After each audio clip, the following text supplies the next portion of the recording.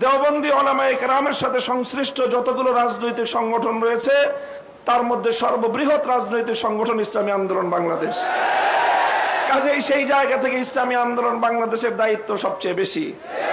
আলহামদুলিল্লাহ, আমি সাক্ষী দিচ্ছি লাখো জনতার এই মজমায় আমরা হযরত পীর সাহেব চরমনায় সৈয়দ রেজাউল করিম সাহেব হাফিজাহুল্লাহর মধ্যে সেই উদারতা এবং সেই আন্তরিকতা আমি প্রত্যক্ষ করেছি, আমি সাক্ষী দিচ্ছি।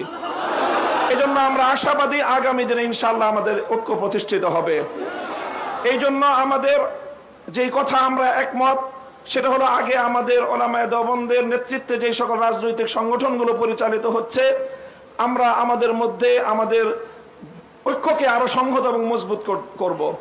ইতিমধ্যে আমির হেফাজত আল্লামা শাহ মুহিবুল্লাহ বাবুনগরী হাফিজাহুল্লাহর পক্ষ থেকেও আমাদেরকে সকল সংগঠনকে এই দাওয়াত দেওয়া হয়েছে। কাজী ইনশাআল্লাহ আমরা আশা করছি যে অদূর ভবিষ্যতে অনতিবিলম্বে আমাদের ঘরানার সবগুলো রাজনৈতিক সংগঠন আমরা সীসাডালা প্রাচীরের মতো ঐক্যবদ্ধ হব। এরপরে বাংলাদেশে অপর তিনটি ইসলামী ধারাকেও রাজনীতির ক্ষেত্রে আল্লাহর জমিনে ইসলামী হুকুমত কায়েম করার জন্য তাদেরকেও আমরা তাদের কাছে দাওয়াত নিয়ে যাব ইনশাআল্লাহ। সেটা হলো, একদিকে বাংলাদেশে আরেকটি অঙ্গন রয়েছে আহলে হাদিস সম্প্রদায় হিসাবে বিশাল একটা সম্প্রদায় বাংলাদেশে রয়েছে। আমার যতদূর জানা তারাও এই বিষয়ে বর্তমানে অতীতের যে কোনো সময়ের তুলনায় উদার দৃষ্টিভঙ্গি লালন করছেন। ডক্টর আসাদুল্লাহ গালিব এবং মৌলানা আব্দুর রাজ্জাক বিন ইউসুফের নেতৃত্বে আহলে হাদিস ভাইয়েরা তারা রাজনৈতিক অঙ্গনে উলামায়ে উম্মতের সাথে উলামায়ে দেওবন্দের সাথে ঐক্য করার জন্য তারা প্রস্তুত রয়েছেন।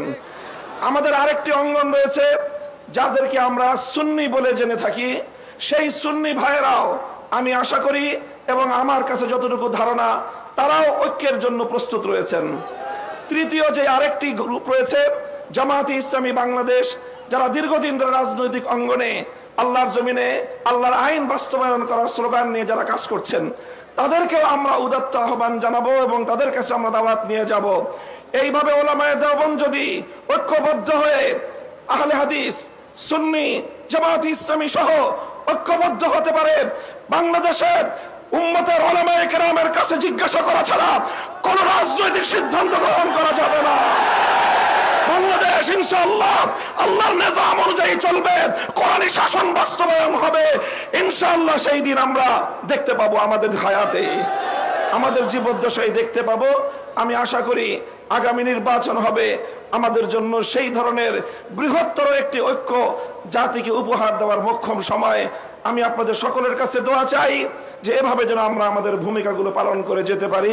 বাংলাদেশ খেলাফত মজলিসের পক্ষ থেকে আমি আজকের এই ভর মজলিসে এই ধরনের কার্যক্রম পরিচালনায় আমাদের শতভাগ উদারতার এবং আন্তরিকতাপূর্ণ ভূমিকা পালন করার প্রতিশ্রুতি দিয়ে যাচ্ছি ইনশাআল্লাহ।